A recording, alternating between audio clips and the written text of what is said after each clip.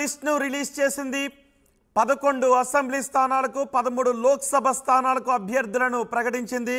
ఇప్పటికే TDP 128 assembly స్థానాలకు అభ్యర్థులను ప్రకటించింది. ఇప్పుడు మరో 11 అసెంబ్లీ స్థానాలకు అభ్యర్థులను ప్రకటించింది. మొత్తం 139 స్థానాలకు అభ్యర్థులను ప్రకటించినట్టయింది. ఇంకా 5 స్థానాలకు అభ్యర్థులను ప్రకటించాలి. అసెంబ్లీ స్థానాలకు టీడీపీ పొత్తులో భాగంగా 144 స్థానాల్లో పోటీ చేస్తోంది.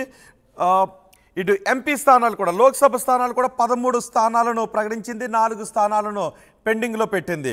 ముఖ్యంగా ఇందులో ప్రకటించిన వాటిలో పలాస, పాతపట్నం, శ్రీకాకుళం, శృంగవరపుకోట, కాకినాడ సిటీ, అమలాపురం, పెనమలూరు, మైలవరం, నర్సరావుపేట, చీరాల, సర్వేపల్లి ఈ అసెంబ్లీ స్థానాలకు అభ్యర్థులను ప్రకటించింది. అలాగే 13 లోక్సభ స్థానాలు కూడా ప్రకటించింది. మా ప్రతినిధి కృష్ణమోహన్తో మాట్లాడదాం. ఎవరెవరికి టికెట్లను కేటాయించింది, ఎవరెవరికి టికెట్ల కేటాయింపులో ఉసూరుమనిపించింది అనే వివరాలు మా ప్రతినిధి కృష్ణమోహన్ అందిస్తారు. కృష్ణమోహన్, మొత్తం టీడీపీ ఇప్పటివరకు ఇప్పుడు ప్రకటించిన 3వ లిస్టులో ఎవరెవరికి టికెట్లను కేటాయించింది? ఎస్ రోహిత్, మొత్తం మీద అయితే 11 మందికి 3వ లిస్టులో టీడీపీ తన లిస్టుని విడుదల చేసిన పరిస్థితి అయితే ఉంది. ప్రధానంగా శ్రీకాకుళం జిల్లాలో 3 స్థానాలకు సీట్లు ప్రకటించారు. ఒకటి పలాస గౌతు శిరీషకు, పాతపట్నం మామిడి గోవిందరావు, శ్రీకాకుళం గొండు శంకర్కు. శ్రీకాకుళం జిల్లాలో మిగిలిన 3 స్థానాలకి కూడా ఇక్కడ గౌతు శిరీష, పలాస, పాతపట్నం మామిడి గోవిందరావు, శ్రీకాకుళం టౌన్ గుండు శంకర్కి విడుదల చేసిన పరిస్థితి. విశాఖపట్నం జిల్లాలో శృంగవరపుతోట కోళ్ళ లలిత కుమారి, తర్వాత కాకినాడ సిటీకి వనమూడి వెంకటేశ్వరరావు, అమలాపురానికి వచ్చి ఆనందరావు, ఐతాబత్తుల ఆనందరావు, పెనమలూరు వచ్చి చాలా టెన్షన్గా ఉన్నింది. పెనమలూరు బోడే ప్రసాద్కు, ఎట్టకేలకు బోడే ప్రసాద్ టికెట్ను దక్కించుకున్న పరిస్థితి అయితే కనబడుతుంది. మైలవరం, కృష్ణా జిల్లా మైలవరంలో వసంత వెంకట కృష్ణ ప్రసాద్కి సీట్ వచ్చిన పరిస్థితి ఉంది. నర్సరావుపేటలో డాక్టర్ చదలవాడ అరవింద బాబు, ఎవరైతే చాలా కాలంగా ఇతను ఈ సీట్ వస్తుందని అనుకున్నాడో అతనికే వచ్చింది. చీరాలకు సంబంధించి మాలకొండ యాదవ్ మద్దులూరి సీట్ వచ్చిన పరిస్థితి. సర్వేపల్లి సోమిరెడ్డి చంద్రమోహన్ రెడ్డి, నెల్లూరు జిల్లా సర్వేపల్లి మీద సోమిరెడ్డి చంద్రమోహన్ రెడ్డి వ్యవహారంలో చాలా ఆలస్యం జరిగింది సీటు వ్యవహారంలో. కానీ ఎట్టకలకు చివరికి సోమిరెడ్డి చంద్రమోహన్ రెడ్డికి సర్వేపల్లి టికెట్ని ఇచ్చిన పరిస్థితి. సో అలాగే చూసుకుంటే గౌతు శిరీష కూడా చాలా కాలంగా సీటు విషయం వారి మీద మల్లగుల్లాలు పడ్డారు. పలాసకు సంబంధించి కొంత పొత్తులో భాగంగా వేరే వాళ్ళు ఈ సీట్ అడిగిన పరిస్థితి ఉంది. అలాగే గౌతు శిరీషకు కూడా ఈరోజు సీట్ వచ్చింది. పాతపట్నం మామిడి గోవిందరావు, శ్రీకాకుళం నుంచి గుండు శంకర్, లలిత కుమార్ వచ్చి శృంగవరపుకోట, కాకినాడ సిటీ వెంకటేశ్వరరావు, అమలాపురం ఐతాబత్తుల ఆనందరావు, పెనమలూరు బోడే ప్రసాద్, మైలవరం వసంత కృష్ణ ప్రసాద్. ఒకసారి కానీ చూసుకుంటే కృష్ణా జిల్లాలో దేవినేని ఉమాకి ఇంకా సీట్ లేదు. ఎందుకంటే ఆల్మోస్ట్ వాళ్ళు ఉన్న సీట్లన్నీ కన్ఫర్మ్ అయ్యాయి. ఒకటి వెస్ట్, రెండవది అవనగడ్డ. ఈ 2 పొత్తులో భాగంగా జనసేనకు ఒకటి, బీజేపీకి ఒకటి వెళ్ళిపోయే పరిస్థితి ఉన్న నేపథ్యంలో సో కృష్ణా జిల్లాలో దేవినేని ఉమాకు దాదాపుగా సీటు లేదు. ఇక అతని మార్గాలన్నీ కూడా క్లోజ్ అయ్యాయి. ఒక దశలో మైలవరంకి సంబంధించిన వ్యవహారంలో కావచ్చు, లేకపోతే పెనమలూరుకు సంబంధించిన వ్యవహారంలో కొంత హడావిడి జరిగింది దేవినేని ఉమా విషయంలో. కానీ అధిష్టానం బోడే ప్రసాద్ వైపే మొగ్గు చెప్పిన పరిస్థితి అయితే ఉంది. బోడే ప్రసాద్ ఇటీవల వరుసగా 2-3 అంటే సీట్లు లేనప్పటి నుంచి కూడా ఆయన తన పార్టీ కార్యక్రమాలని తానే చంద్రబాబుని వీళ్ళందరినీ నమ్ముకొని వెళ్తున్నాను, నాకు వేరే ఆల్టర్నేట్ లేదు అని చెప్తున్న పరిస్థితిలోనే ఆయన మాట్లాడుతూ వచ్చిన పరిస్థితి అయితే ఉంది. సో ఎట్టకేలకు బోడే ప్రసాద్కి టికెట్ వచ్చిన పరిస్థితి. ఇక శ్రీకాకుళం జిల్లా పలాస గౌతు శిరీష, ఈ పాతపట్నం మామిడి గోవిందరావు, శ్రీకాకుళంలో గుండు శంకర్, ఈ 3 జిల్లాల్లో దీంట్లో కూడా పాలకొండకు సంబంధించి ఒక సీటు రావాల్సిన పరిస్థితి అయితే ఉంది. ఈ లెక్కను చూసుకుంటే దాదాపుగా 139 స్థానాలకి తెలుగుదేశం తన అసెంబ్లీ లిస్టును ప్రకటించింది. దీంట్లో ఇక మిగిలిన 5 అంటే పొత్తుల భాగంగా 144 స్థానాల్లో 139 స్థానాలు సీట్లు వస్తే ఇక 5 స్థానాలు మాత్రం మిగిలిన పరిస్థితి అయితే చాలా స్పష్టంగా కనపడుతుంది.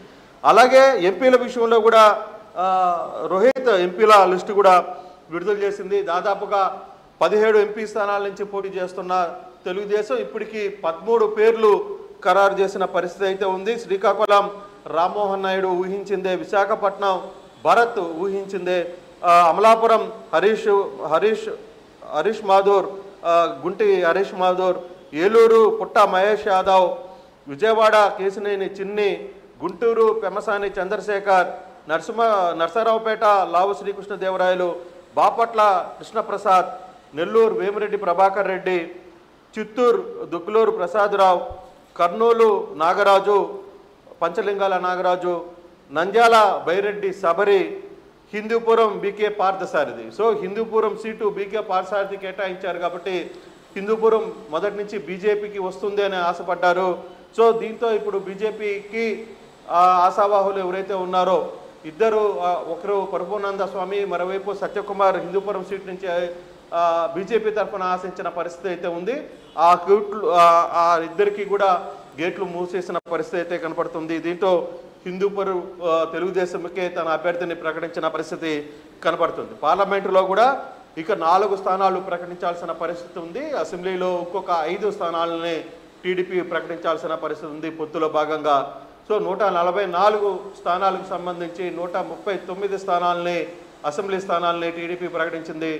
పొత్తులో భాగంగా ఎంపీ స్థానాలు 17 ఉంటే దీంట్లో ఇప్పుడు 13 స్థానాలని ప్రకటించింది. ఇంకా 14 స్థానాలని ప్రకటించాల్సిన పరిస్థితి అయితే చాలా స్పష్టంగా కనపడుతుంది. మరోవైపు రేపు ప్రకటించిన ఎమ్మెల్యేలు ఎంపీలకి కలుపుకొని రేపు ఈ 2 స్థానాలకు సంబంధించి ఎమ్మెల్యేను ఎంపీలను కలుపుకొని ఆ వర్క్షాప్ని చంద్రబాబు విజయవాడలో నిర్వహిస్తున్నారు.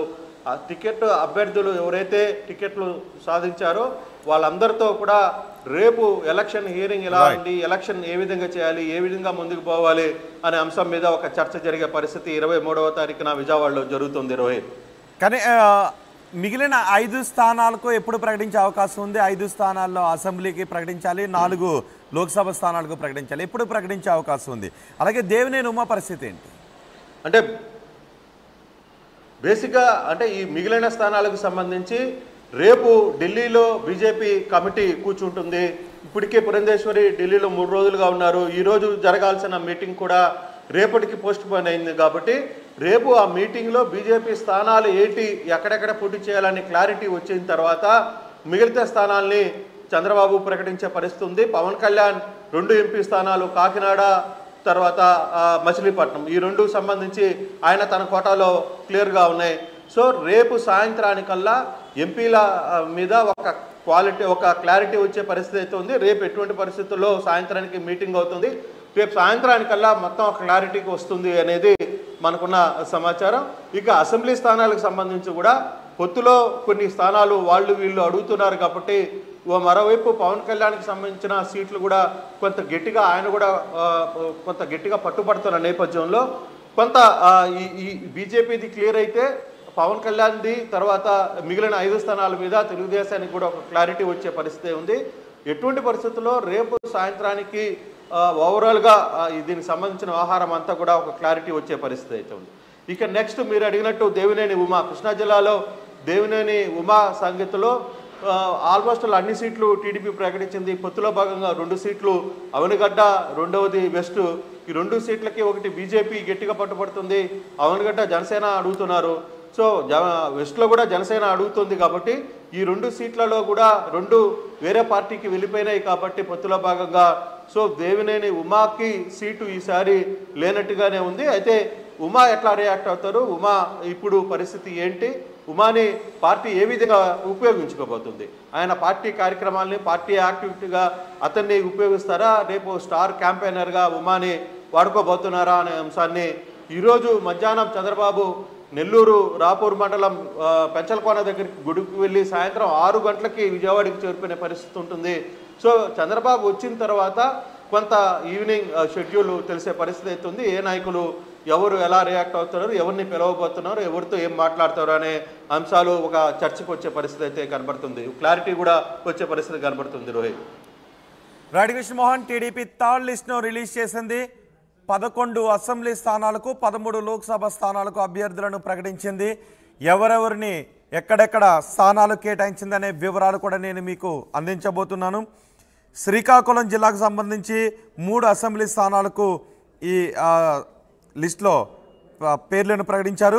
పలాస నుంచి గౌతు శిరీష, పాదపట్నం నుంచి మామిడి గోవిందరావు, శ్రీకాకుళం నుంచి గొండు శంకర్, శృంగవరపుకోట నుంచి కోళ్ల లలిత కుమారికి టికెట్ను కేటాయించింది. కాకినాడ సిటీ వనమాడి వెంకటేశ్వరరావు, అమలాపురం ఐతాబొత్తుల ఆనందరావు, పెనమలూరు బోడి ప్రసాద్, మైలవరం వసంత వెంకటకృష్ణ ప్రసాద్, నర్సారావుపేట డాక్టర్ చదలవాడ అరవింద్ బాబు, చీరాల మద్దులూరి మాలకొండయ్య యాదవ్, సర్వేపల్లి సోమిరెడ్డి చంద్రమోహన్ రెడ్డిలకు టికెట్లను కేటాయించింది. 11 అసెంబ్లీ స్థానాలకు అభ్యర్థుల లిస్టును విడుదల చేసింది. ఇక లోక్సభ నుంచి పోటీ చేసేది వీరే. 13 మంది లోక్సభ స్థానాలకు అభ్యర్థులను ప్రకటించింది. శ్రీకాకుళం నుంచి కింజారపు రామ్మోహన్ నాయుడు, విశాఖపట్నం నుంచి మాత్కుమిల్లి భరత్, అమలాపురం నుంచి గంటి హరీష్ మాధూర్, ఏలూరు నుంచి పుట్ట మహేష్ యాదవ్, విజయవాడ నుంచి కేశనేని చిన్ని, గుంటూరు నుంచి పెమ్మసాని చంద్రశేఖర్, నర్సారావుపేట నుంచి లావు శ్రీకృష్ణదేవరాయలు, బాపట్ల నుంచి టి కృష్ణప్రసాద్, నెల్లూరు నుంచి వేమిరెడ్డి ప్రభాకర్ రెడ్డి, చిత్తూరు నుంచి దగ్గుమల్ల ప్రసాదరావు, కర్నూలు బస్తిపాటి నాగరాజు, నంద్యాల బైరెడ్డి శబరి, హిందూపూర్ బీకే పార్థసారథులకు టికెట్లను కేటాయిస్తూ లిస్టును రిలీజ్ చేసింది. ఇంకా 5 అసెంబ్లీ స్థానాలకు 4 లోక్సభ స్థానాలకు టికెట్లను కేటాయించాల్సి ఉంది. కానీ దేవినేని ఉమకు మాత్రం మొడిచేయి చూపించింది. దేవినేని ఉమకు టికెట్ను కేటాయించలేదు. మైలవరం నుంచి వసంత వెంకటకృష్ణ ప్రసాద్కి టికెట్ను కేటాయించింది. పెనమలూరు నుంచి అయినా దేవినేని ఉమకు టికెట్ని కేటాయిస్తారు అని అనుకున్నారు. కానీ బోడి ప్రసాద్కు పెనమలూరు నుంచి టికెట్ను కేటాయించింది. దేవినేని ఉమకు మాత్రం ఈసారి టికెట్ లభించలేదు.